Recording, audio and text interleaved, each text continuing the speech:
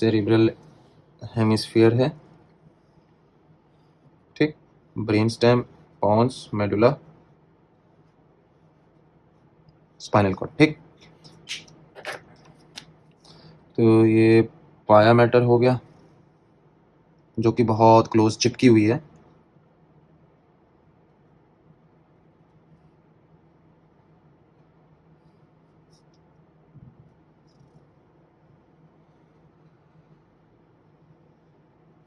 ठीक, उसके बाद मेरी एरिकनॉइड लेयर है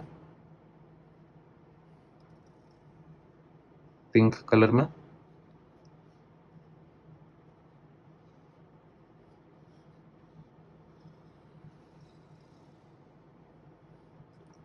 और उसके बाद मेरी ड्यूरा मैटर है। पहले तो मेनिंजियल लेयर,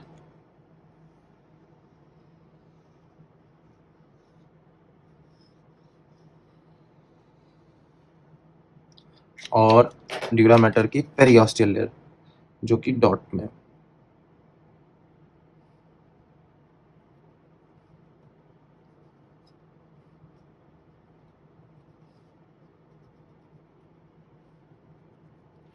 अब मैं यहाँ पे क्या करूँगा, ये मेरा मैं स्कल वॉल्ट, क्रेनियल वॉल्ट भी बना देता हूँ। ये मेरा बाहर से स्कल बोन है, ठीक, इस तरह से। अब मैंने क्या बताया कि जो पेरियोस्टियल लेयर है वो तो क्लोजली अटैच्ड है बोनी पार्ट से,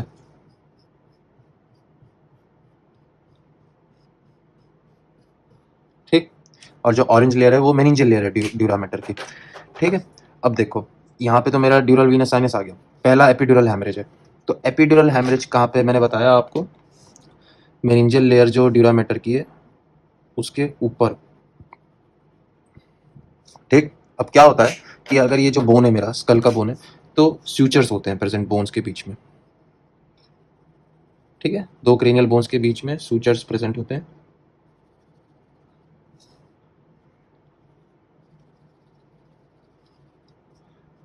कुछ इस तरह से,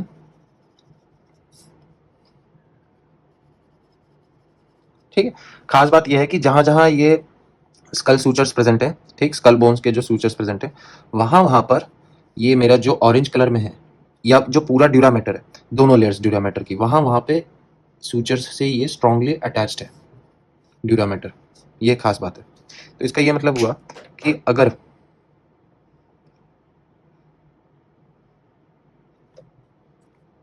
मान लो ऐसे कि मेरा जो ब्लीड है वो मैंने बोला एपिड्यूरल है, इसका मतलब मेनिंजियल लेयर के ऊपर है,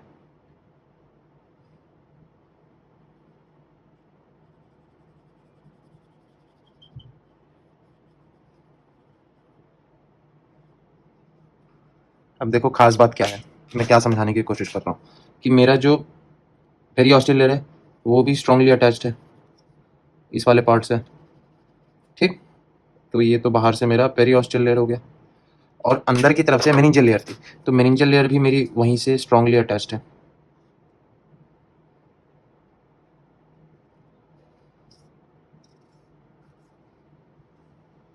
ठीक है। तो खास बात यह है कि ये जो बोन के सूचर्स हैं इनकी वजह से क्या होता है कि वहां वहां पर ये ड्यूरा मैटर स्ट्रांगली अटैच्ड है।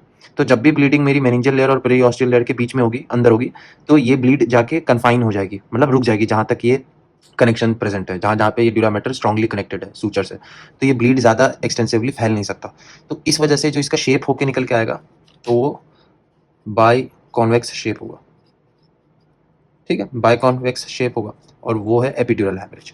ऐसा क्यों होता है, हैमरेज क्यों होता है, इस एपिड्यूरल हैमरेज का कॉज ये है कि जो हमारे कुछ स्पेशल आर्टरीज हैं जो मेनिंजीज को सप्लाई कर रही हैं, तो उनको हम लोग बोलते हैं मेनिंजियल आर्टरी, मेनिंजियल आर्टरीज। तो मेनिंजियल आर्टरीज का जो कोर्स होता है दे ट्रैवर्स इन दीज प्लेसेस, ठीक है। तो यहाँ पर हमारी वेन भी है और आर्टरी भी है।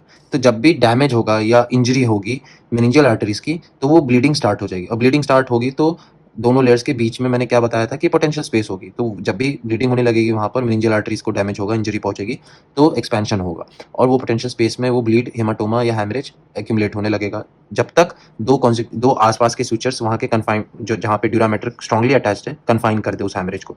और इस वजह से हमें जब रेडियोलॉजिकल स्कैन हम करते हैं तो बाइकॉन्वेक्स शेप देखने को मिलता है, क्योंकि रेडियोलॉजिकल स्कैन क्या है कि ब्रेन का पेरेन्काइमा और ब्लड की डेंसिटी दोनों में फर्क है। ब्रेन का जो टिश्यू है वो हाइपोडेंस है या लेस डेंस है, और ब्लड क्लॉट या ब्लड हैमरेज जो है इट इज मोर डेंस। तो इससे क्या होगा कि स्कैन पर ज्यादा वाइट अपीयर होगा। ठीक, सीटी स्कैन की अगर मैं स्पेसिफिकली बात करूं तो सीटी स्कैन पर बेसिकली हेड इंजरीज में always go for CT scan, computed tomography. ठीक है, जब भी आप सस्पेक्ट कर रहे हो हेड इंजरी, तो उससे ये आप रूल आउट कर सकते हो कि ब्रेन ब्लीडिंग है कि नहीं है। ठीक, तो पहली चीज ये हो गई epidural haemorrhage, damage to meningeal arteries. ठीक, अब ये डैमेज कैसे हो सकता है? एक्सटर्नल डैमेज भी हो सकता है, मान लो पंच टू द स्कल या फिर गिर गए आप। ठीक है, स्पोर्ट्स इंजरीज में भी कॉमन है, आरटीए रोड ट्रैफिक एक्सीडेंट्स में भी कॉमन है। ठीक, अब दूसरा देखें तो सब ड्यूरल हैमरेज है। सब ड्यूरल हैमरेज का मतलब हुआ कि ड्यूरल मेम्ब्रेन के बिलो, तो ब्लैक डॉटेड लाइन तो पेरियोस्टल लेयर है ड्यूरामेटर की, ऑरेंज लाइन मेनिंजियल लेयर है ड्यूरामेटर की, तो यहाँ पे अब ड्यूरामेटर खत्म हो गई, उसके बाद रेटिनॉइड मैटर है, इसका मतलब यहाँ पे ड्यूरामेटर के नीचे ब्लीडिंग है। ठीक है, तो अब जब ये ब्लीड करेगी तो ये अच्छा खासा ब्लीड करके एक्सटेंसिवली फैलेगा, क्योंकि यहाँ पे कुछ सूचर का खेल ही नहीं है।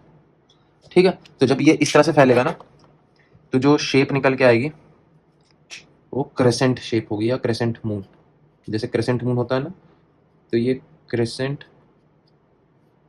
शेप में जब भी आप सीटी स्कैन या रेडियोलॉजिकल फाइंडिंग हो क्रेसेंट शेप में हेमाटोमा या ब्लीडिंग की, तो उसको हम लोग सस्पेक्ट करते हैं सबड्यूरल हैमरेज, पहली चीज। ठीक, और एक्सटेंसिव भी होता है। अब कॉज क्या है सबड्यूरल हैमरेज का? तो बेसिकली क्या होता है कि सबड्यूरल हैमरेज में, तो बेसिकली क्या है कि जब भी क्रेसेंट शेप का ब्लीडिंग आपको दिख रहा है रेडियोलॉजिकल स्कैन पर, तो सस्पेक्ट सबड्यूरल हैमरेज। ठीक, अब सबड्यूरल हैमरेज होता क्यों है? तो बेसिकली जो यहाँ पे मेरा ड्यूरल वीनस साइनस मैंने आपको बताया था, जिसमें वीनस ब्लड दौड़ता है। ठीक है, क्योंकि arterial blood supply for the central nervous system या brain tissue is circle of Willis, और ये सारा सर्कल ऑफ विलिस से आर्टीरियल ब्लड अब ड्रेन भी होना है, तो जब ड्रेन होगा तो it is drained through dural sinuses, dural venous sinuses. तो जब ड्रेन करेगा ब्लड तो वो इस साइनस के थ्रू भी ब्लड वो फ्लो करेगा। ठीक, तो बेसिकली क्या होता है कि यहाँ पे कुछ आर्टरीज होती हैं जो ब्रेन पैरेन्काइमा से ब्लड को ड्रेन कर रही हैं इन साइनसेस में। ठीक है, ये ड्रेनिंग सेरेब्रल आर्टरीज हैं। तो अब मान लो ड्यू टू एनी रीजन कि ये ब्रेन हिल गया और ये वेसल क्रैक हो गई या लैसरेट हो गई या ये टूट गया, तो बेसिकली अगर ध्यान से देखोगे तो एक तरह से आर्टेरियल सप्लाई से ड्रेनेज सिस्टम जो वीनस साइड है उसके बीच का ये ब्रिज है, तो इसलिए इन वेसल्स का नाम दिया गया है ब्रिजिंग वेसल्स।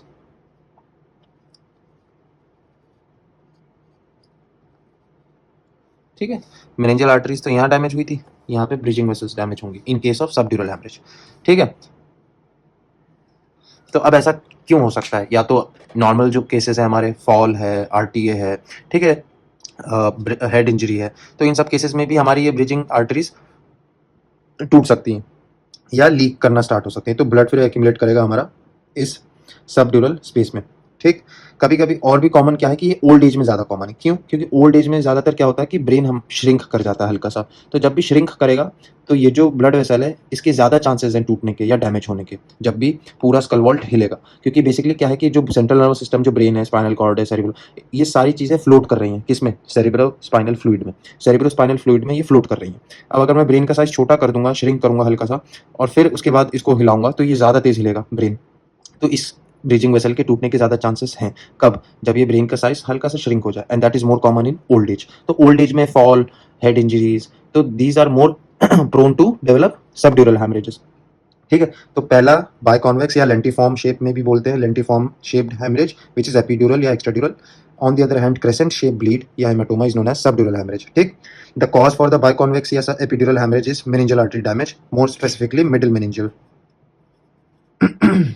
ठीक, middle meningeal artery damage, and in case of subdural hemorrhages it's the bridging vessel damage. ठीक, and the shape of the bleed is crescent shape. अब तीसरा ये है सब एरिकनॉइड डैमेज। सब एरिकनॉइड बेसिकली समझने के लिए you will need to understand the blood supply of the central nervous system या brain. तो बेसिकली सर्कल ऑफ विलिस क्या होता है, हमारे पास ये दो आर्टरीज हैं, ठीक। अभी मैं ट्रांसवर्स सेक्शन बना रहा हूँ, तो इस जो ये सर्कल बनेगा ये एक क्या कहते हैं ब्लड वेसल्स का एक सर्कुलर प्लेक्सस होगा, इसके ऊपर ब्रेन होगा, ठीक है। तो ये ट्रांसफर सेक्शन में मैं दिखा रहा हूँ, मेरे पास ये दो आर्टरीज आ रही हैं नीचे से ऊपर, ठीक है, फ्रॉम द हार्ट, और they are the major arteries. तो इस आर्टरीज में से, इन आर्टरीज में से, मेजर आर्टरीज में से दो आर्टरीज हमारी निकलेंगी जिनका नाम होगा anterior cerebral artery and this is middle cerebral artery, ठीक है। और जो ये मेन आर्टरी है इसका नाम है इंटरनल कैरोटिड, ठीक, इंटरनल कैरोटिड आर्टरी। एक तो ये चीज हो गई। और पोस्टीरियरली क्या है, पोस्टीरियरली बेसिकली हमारे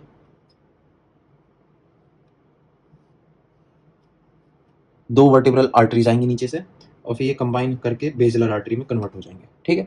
और यही बेसिलर आर्टरी फिर पोस्टीरियरली डिवाइड हो जाएंगी जाके, ठीक है।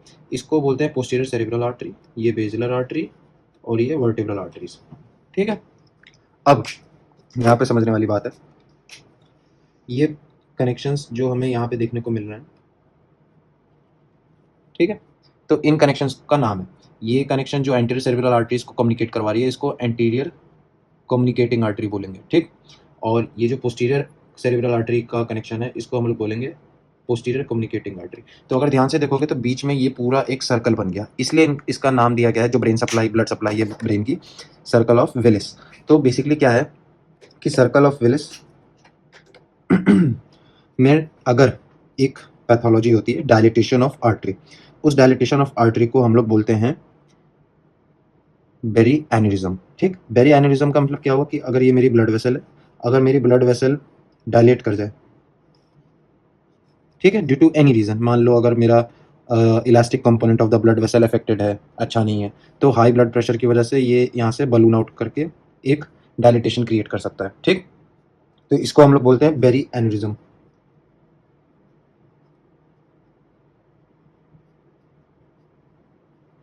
ठीक है। तो for subarachnoid haemorrhage, to be familiar with subarachnoid haemorrhage कहाँ होगा, बिलो द एरिकेनॉइड मैटर। तो मेरा ये पिंक कलर का जो लेयर है ये एरिकेनॉइड मैटर है, ठीक है। तो मेरा डैमेज, मेरा ब्लीडिंग यहाँ पे होगा, और ये ज़्यादा एक्सटेंसिव होगा, ये ज़्यादा तेज़ी से फैल सकता है क्योंकि यहाँ पे स्यूचरल बाउंडेशंस है नहीं, ठीक। तो जब ये फैलेगा तो ये पूरे CSF में मिक्स हो जाएगा,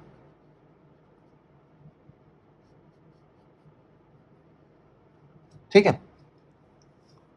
इस तरह से कुछ होगा क्योंकि हमें ये मालूम है कि जो सेरेब्रोस्पाइनल फ्लूइड है वो कहाँ पर है, एरिकेनॉइड स्पेस में है, ठीक है। और इसी एरिकेनॉइड स्पेस में सेरेब्रोस्पाइनल फ्लूइड है, इसमें अगर ब्लड मिल जाएगा तो एक क्या फाइंडिंग होगी कि अगर तुम CSF करने के लिए अगर तुम LP करोगे, लंबा पंक्चर करोगे, तो तुम्हें CSF में क्या मिलेगा, RBC, ठीक है। तो CSF में कलर मिलेगा विच इज रेड कलर, ठीक है। तो RBCs की प्रेजेंस की वजह से आपको ब्राउन रस्टी या ब्राउनिश रेड कलर आपको मिल सकता है CSF, ठीक है। बट एक और चीज ध्यान में रखनी है कि यू कैन नॉट परफॉर्म लंबा puncture on such patient having increased intracranial pressure, मतलब लंबा puncture is contraindicated in increased intracranial pressures, ठीक। तो आपको ये ध्यान में रखना है कि आप कभी इंक्रीज इंट्राक्रेनियल प्रेशर में LP नहीं करेंगे, ठीक। लेकिन अगर हाँ आपको ये देखना है कि सबएरिकनॉइड हैमरेज का CSF रेड कलर हुआ है कि नहीं, RBC प्रेजेंट है कि नहीं, यू फर्स्ट रिड्यूस या normalise the intracranial pressure then do the procedure, ठीक है। तो ये चीज़ तो हो गई। और ये क्यों हो रहा है सब एरिकनॉइड हैमरेज, अगर बेरी एनेरिज्म मेरा फट जाए, अगर ये फट गया तो ब्लीडिंग स्टार्ट होगी, ठीक है। अब ये जो मेरा ये जो प्लेक्सस है या फिर ये जो सर्कल ऑफ विलिस है, आर्टीरियल सप्लाई है, ये हमारा एरिकनॉइड स्पेस में प्रेजेंट होता है, एरिकनॉइड स्पेस में प्रेजेंट होता है और उसके ऊपर ब्रेन होता है, ठीक। तो कहाँ मिलेगा बेरी एनेरिज्म, ये हमारा पोस्टीरियर कम्युनिकेटिंग आर्टरी में भी प्रेजेंट हो सकता है, ठीक है, पोस्टीरियर सेरेब्रल आर्टरी में भी प्रेजेंट हो सकता है। तो अगर ये फट गए तो ब्लीडिंग हो सकती है। तो ओल्ड एज में ज़्यादातर कॉमन होता है सब एरिकनॉइड हैमरेज का। बेसिकली क्या है कि बेरी एनेरिज्म जब भी रप्चर होगा तो सब एरिकनॉइड हैमरेज हो सकता है क्योंकि ये ब्लीडिंग जाके मिक्स हो जाएगी CSF से, ठीक है। तो एक तो ये चीज़ हो गई कि बेरी एनेरिज्म किसके लिए रिस्पॉन्सिबल है, सब एरिकनॉइड हैमरेज के लिए। और सब एरिकनॉइड हैमरेज हमारा हाइपरटेंशन से भी रिलेटेड है। तो इसका मतलब old age people having berry aneurysm और having hypertension are more prone to developing subarachnoid हैमरेजेस, ठीक है। जरूरी नहीं है कि आपको हेड इंजरी ही हो, a 60 year old male can develop subarachnoid haemorrhage just waking up from sleep, getting up from bed, उसका बेरी एन्यूरिज्म अगर रप्चर हो जाएगा तो he can develop subarachnoid haemorrhage. ठीक है।